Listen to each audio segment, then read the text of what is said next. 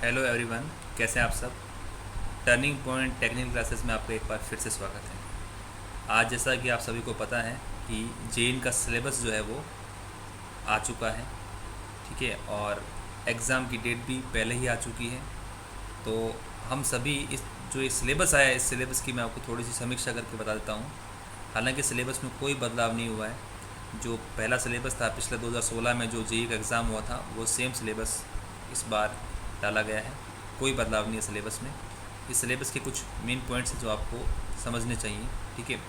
और जैसा कि आप सभी को पता है कि अपने turning point technical classes YouTube channel पे हमारा जो कंटिन्यू लेक्चर सीरीज चल रही है। और इससे पहले हमने आपको शायद आरसीसी और हम बीएमसी कंप्लीट कर चुके हैं।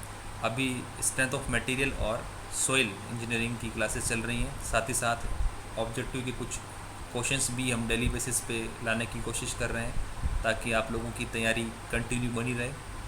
और इस पेंडेमिक में भी आप लोग क्या करें, अपनी पढ़ाई पर ध्यान रखें। और इम्पोर्टेंट है कि आप अपनी स्टडी को ना छोड़ें और घर पे रहें, तैयारी करें, क्योंकि एग्ज़ाम्स अब दिसंबर में जो डेट प्रस्तावित है होने के पूरे चांसेस हैं, ठीक है। तो आइए कुछ पॉइंट्स को समझ लेते हैं। जैसे कि पहला आपको पता है कि भाई ये जो एग्ज़ाम होगा इसके अधिकतम मार्क्स होंगे 120, ठीक है। ये आप सभी को पहले से ही पता है, ठीक है। समय होगा 2 घंटे का और प्रश्न पत्र 2 भाग के होंगे, भाग अ और भाग ब, ठीक है। भाग ए में राजस्थान का सामान्य इतिहास, कला संस्कृति, परंपराएं, विरासत एवं राजस्थान का भूगोल।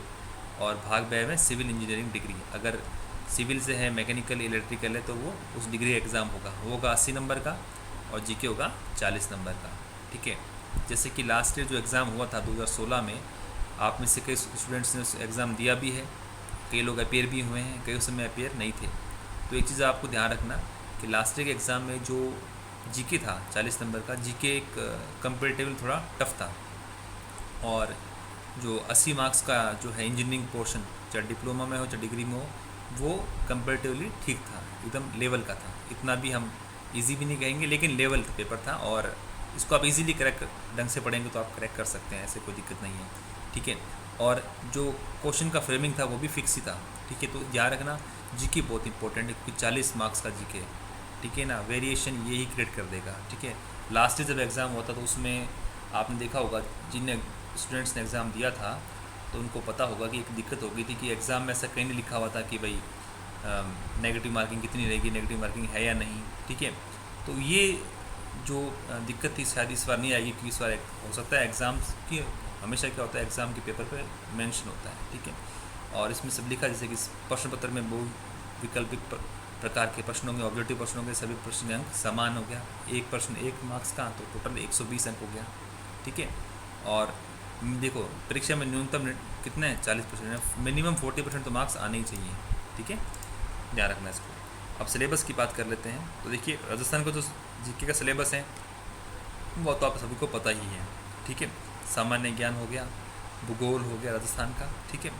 अब एक चीज़ ध्यान रखना, जो सिविल का जो सिलेबस है, क्योंकि हम डिग्री और डिप्लोमा दोनों के बैचेस चला रहे हैं, ठीक है, क्लासेस दोनों के पर्सपेक्टिव से चल रही हैं, ठीक है।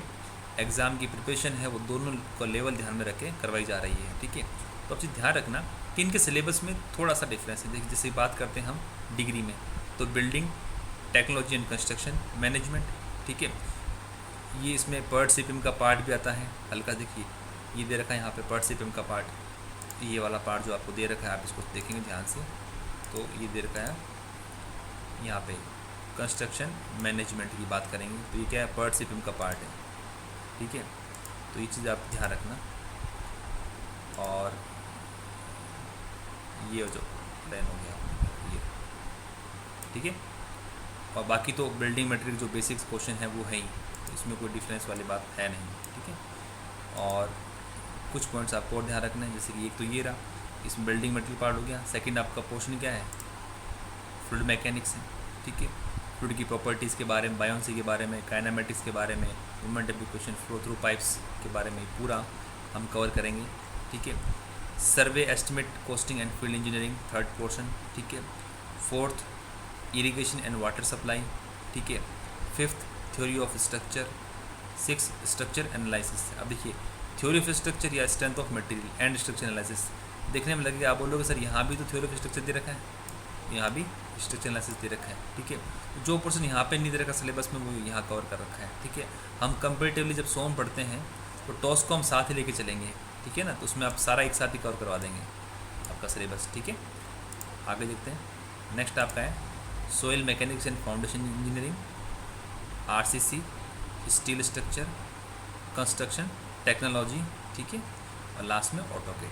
यानी कि आपके कितने हुए 11, टोटल 11 पोर्शन हो गए और मार्क्स कितने 80 मार्क्स का हो गया ये सिलेबस। तो 80 है और आपका कितने हैं 11 टॉपिक हैं, ठीक है। तो कंपेरेटिवली अगर ध्यान रखोगे तो अगर आप ढंग से स्टडी करोगे और एक सिस्टमेटिक प्लान से स्टडी करोगे तो आप इजीली 80 में से अच्छे मार्क्स अचीव कर सकते हो, ठीक है। बाकी हम आपको चैनल पे जैसे जैसे सब्जेक्ट पढ़ाएंगे तो उस सब्जेक्ट में क्या पढ़ना है, कैसे पढ़ना है, क्या इंपॉर्टेंट है, मोस्ट इंपॉर्टेंट, उसके अकॉर्डिंग तैयारी करेंगे, ठीक है ना। तो अभी हमारे पास समय है, डरने की ज़रूरत नहीं है, हम सिलेबस को कवर कर लेंगे इजीली, ठीक है। अब देखिए जब बात करते हैं डिप्लोमा की तो डिप्लोमा में जीके तो ऑलमोस्ट सेम ही है, कोई बदलाव नहीं है। लेकिन ये देखो सिलेबस की बात करें तो building technology and construction management, ठीक है। यहाँ पे कंस्ट्रक्शन मैनेजमेंट लिखा हुआ है, लेकिन कंस्ट्रक्शन मैनेजमेंट की एक चीज़ आप चीज़ थोड़ा ध्यान से देखना, यहाँ पे लिखा हुआ building technology and construction management, ठीक है।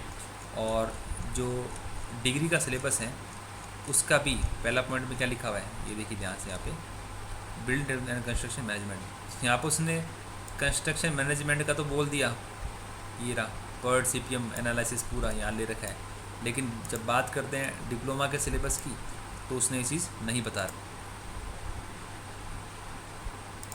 ठीक है। डिप्लोमा उसने ये चीज़ नहीं बता रखी है आपको, ठीक है, ध्यान रखना। उसमें क्या बोल रखा है बिल्ड टेक्नोलॉजी कंस्ट्रक्शन मैनेजमेंट दिया, लेकिन कंस्ट्रक्शन मैनेजमेंट के बारे में यहाँ उसने कुछ मेंशन ही नहीं किया, ठीक है। तो ये थोड़ा सा देखने का है कि भाई ये कहना क्या चाहता है, ठीक है। तो हमें ऐसे कोई दिक्कत नहीं है, हम क्या करेंगे अगर ये चीज़ है भी हिडन में नहीं है तो हम बीटेक में जब करवाएंगे डिप्लोमा बीटेक का सिविल का तो उसमें इस टॉपिक वहाँ कवर कर देंगे, बाकी बिल्डिंग टेक्नोलॉजी सेम रहेगा, ठीक है। बात करते हैं सर्वे की तो सर्वे कॉस्टिंग एस्टिमेट कॉस्टिंग भी सेम ही रहना है, कोई डिफरेंस नहीं आएगा दोनों के सिलेबस में, ठीक है, ऑलमोस्ट सेम ही चलेगा।